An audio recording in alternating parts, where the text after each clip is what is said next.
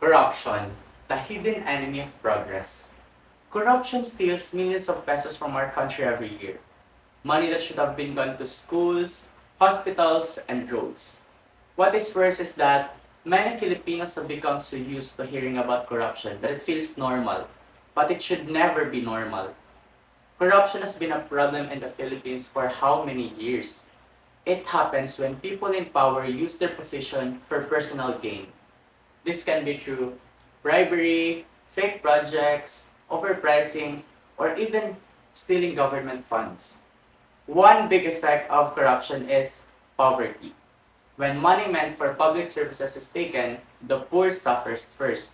Schools lack chairs and books, hospitals lack medicines, and road stays broken. Ordinary people end up paying the price for the actions of a few. Corruption also destroys trust. When leaders steal, citizens lose faith in the government. People become discouraged that feel that nothing will ever change. This lack of trust slows down progress, stops investors, and keeps our country from moving forward.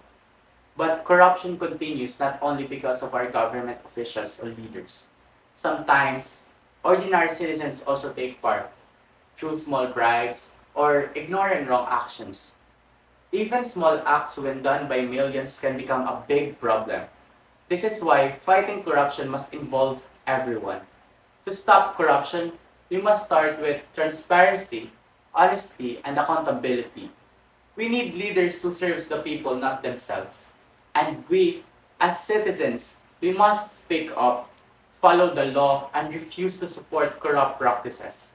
Real change begins when every Filipino chooses integrity.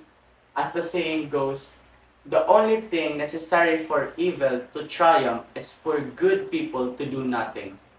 If we truly want a better Philippines, we must not stay silent.